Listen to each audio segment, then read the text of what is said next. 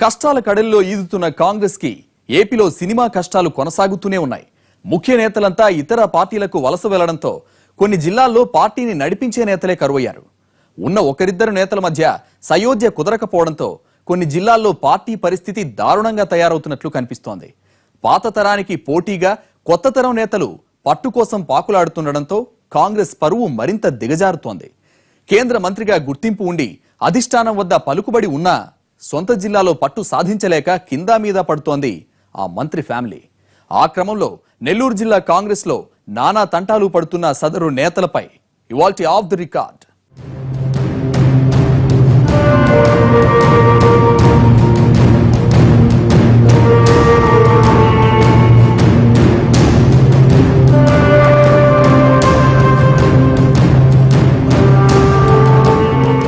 నెల్లూరు జిల్లా వారసత్వ రాజకీయాలకు పెట్టింది పేరు. దశాబ్దాలుగా ఇక్కడ ప్రధాన పార్టీల్లో కుటుంబ పాలనలే కొనసాగుతూ వచ్చాయి. ముఖ్యంగా రాష్ట్ర విభజన ముందు వరకు కాంగ్రెస్ లో సదరు కుటుంబాల హవా కొనసాగుతూ వచ్చింది. ఆనం ఫ్యామిలీతో పాటు నేదురుమల్లి దంపతులు జిల్లా పార్టీలో తమ హవా కొనసాగిస్తూ వచ్చారు.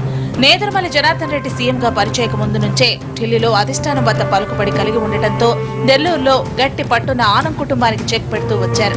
ఆ క్రమంలో గూడూరు నియోజకవర్గానికి చెందిన పనబాక లక్ష్మిని రాజకీయాల్లోకి తీసుకొచ్చారు.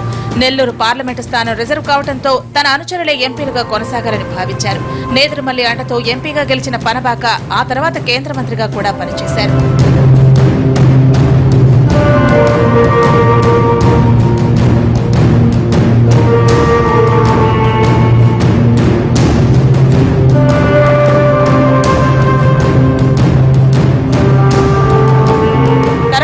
వయసు మళ్లిన నేదురుమల్లి పొలిటికల్ గా ఒకంత ఇనాక్టివ్ అవడంతో ఆనం కుటుంబం జిల్లా కాంగ్రెస్ లో చక్రం తిప్పుతూ వచ్చింది. దాంతో పనబాక అటు ఆనం నేదురుమల్లి వర్గాలకు మధ్య తటస్థంగా ఉంటూ వచ్చారు. రాష్ట్ర విభజన ఎఫెక్ట్ తో జిల్లాలో కాంగ్రెస్ లోని పలువురు నేతలతో పాటు ఆనం కుటుంబీకులకు డిపాజిట్లు గల్లంతయ్యాయి. ఈ విషయాన్ని పసిగట్టే ఎన్నికలకు ముందే కొందరు నేతలు పార్టీ ఫిరాయించగా ఆ తర్వాత ఆనం సోదరులు కూడా టీడీపీలో చేరారు. దాంతో కాంగ్రెస్ లో తాము చక్రం తిప్పాలని ఇద్దరు నేతలు తీవ్రంగా ప్రయత్నించారు.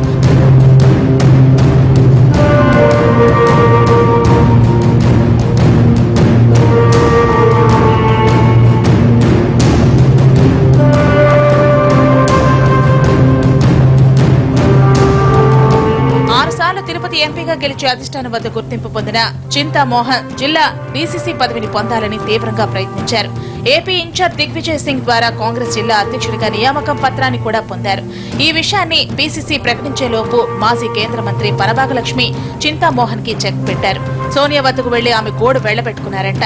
తన భర్త పనబాక కృష్ణయ్యకు డీసీసీ పదవి కట్టబెట్టాలని వేడుకోవడంతో అధిష్టానం ఆమోదించిందంట.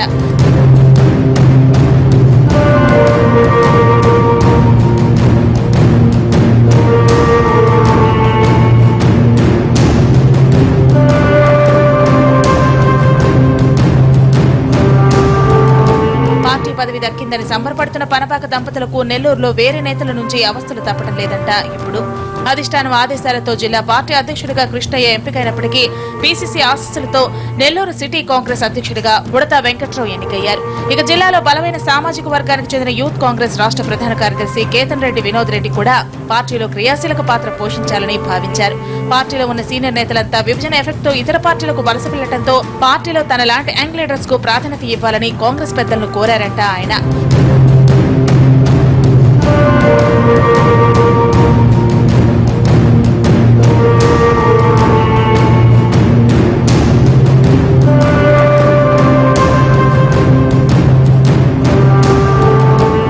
అనుచరుడిగా రాజకీయాల్లోకి వచ్చిన వినోద్ రెడ్డి కాంగ్రెస్ లోనే కొనసాగుతున్నారు. ఆనంద్ సోదరులు పార్టీని వీడటంతో పార్టీ కార్యకర్తల్లో ఆత్మవిశ్వాసం దెబ్బతినకూడదని భావించిన పీసీసీ అధ్యక్షుడు రఘువీరారెడ్డి వెంటనే నెల్లూరులో పర్యటించారు. ఈ సమయంలో జిల్లా కమిటీ నియామకం కూడా లేకపోవడంతో రఘువీర సభను భుజానికెత్తుకునేందుకు ఎవరూ ముందుకు రాలేదు. ఈ అవకాశాన్ని సద్వినియోగం చేసుకున్న వినోద్ రెడ్డి రఘువీర సభను సక్సెస్ చేయగలిగారు.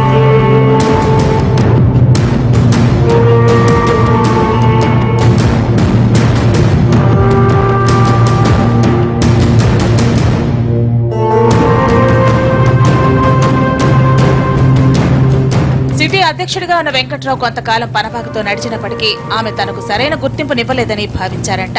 అనుబంధ సంఘాల నియామకాల్లోనూ ఆ వర్గం ఏకపక్షంగా వ్యవహరిస్తోందని విభేదించిన వెంకట్రావు యూత్ కాంగ్రెస్ నేత వినోద్ రెడ్డితో కలిసి పనబాకకు పోటీగా నెల్లూరులో వర్గాన్ని తయారు చేసుకుంటూ వచ్చారు. అదే సమయంలో నెల్లూరులో నిర్మిస్తున్న అండర్ గ్రౌండ్ డ్రైనేజీ పనులకు వ్యతిరేకంగా వినోద్ రెడ్డి పార్టీలకు అతీతంగా ఉద్యమాన్ని చేపట్టారు.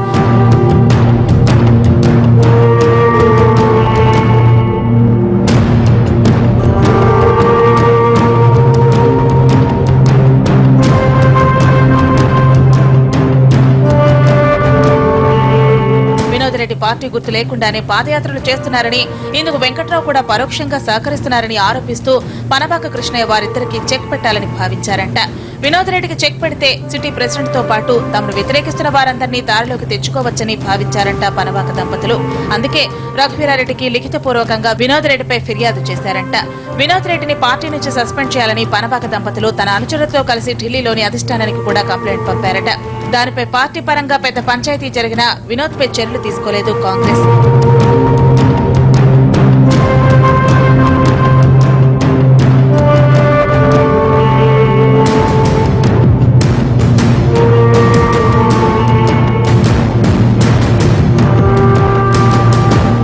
అసలే కష్టాల్లో ఉన్న పార్టీకి వినోద్ రెడ్డిలా చురుగ్గా పనిచేసే యువనేతల అవసరం చాలా ఉందని భావించిన అధిష్టానం ఈ వ్యవహారాన్ని లైట్ తీసుకుందట. పార్టీ పదవులు తీసుకునేందుకు ఎవరూ ముందుకు రాని ప్రస్తుత పరిస్థితుల్లో నెల్లూరులో పోటీతత్వం ఉందంటే పార్టీకి మంచి రోజులు వస్తున్నాయని కాంగ్రెస్ పెద్దలు లెక్కలు వేసుకుంటున్నట్టు సమాచారం. పైగా వినోద్ రెడ్డిపై చర్యలు తీసుకుంటే ఆ సామాజిక వర్గం పార్టీకి మరింత దూరం అవుతుందని ఆలోచిస్తున్నట్లు చెబుతున్నారు. మరోవైపు ఏపీ యూత్ కాంగ్రెస్ రాష్ట్ర అధ్యక్షుడిగా ఉన్న దేవినేని అవినాష్ స్థానంలో యూత్ అధ్యక్షుడిగా వినోద్ రెడ్డి పేరును పరిశీలిస్తున్నారట.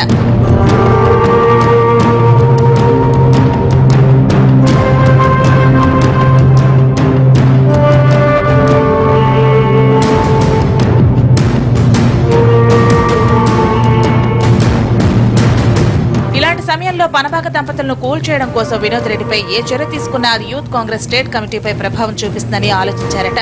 అందుకే ఫిర్యాదుపై ఇరు వర్గాల వాదనలు విన్నా రఘువీరారెడ్డి కూడా అందరూ కలిసి పనిచేసుకోవాలని సూచించడంతో ఈ వ్యవహారం టీ కప్పులో తుఫాన్లా ముగిసిందంట.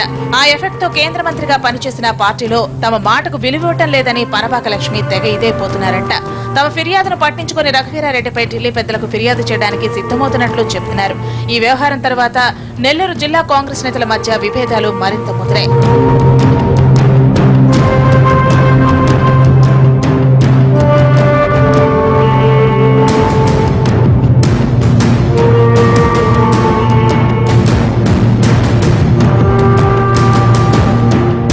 విద్యార్థి విభాగం నగర అధ్యక్షుడిగా సిటీ ప్రెసిడెంట్ వెంకట్రావు అనుచరుని నియమించారు. జిల్లా కాంగ్రెస్ కార్యాలయంలో దీనిపై సమావేశం జరుగుతుండగా పనబాక అనుచరులు అక్కడికి వచ్చి సమావేశాన్ని అడ్డుకున్నారు. ఇరు వర్గాల వారు పార్టీ ఆఫీసులోనే కొట్టుకునే వరకు వెళ్లడంతో పోలీసు కేసుల వరకు వెళ్లింది పరిస్థితి. సిటీ ప్రెసిడెంట్ వెంకట్రావు సీన్ లో లేకపోయినా అతన్ని కేసులో ఏటూగా చేర్చారంటున్నారు. దీంతో వెంకట్రావు కూడా పనబాకతో తాడోపేడో తేల్చుకోవాలని చూస్తున్నారంట. ఈ రచ్చంతా చూస్తూ ఉన్న కొద్ది మంది నేతలే ఇలా చేస్తుంటే తమకు మంచి రోజులు ఎప్పటికైనా వస్తాయా అని తెగ ఫీల్ అయిపోతున్నారు పార్టీ అభిమానులు. చింత చచ్చినా పులుపు చావలేదంటే ఇదేనేమో.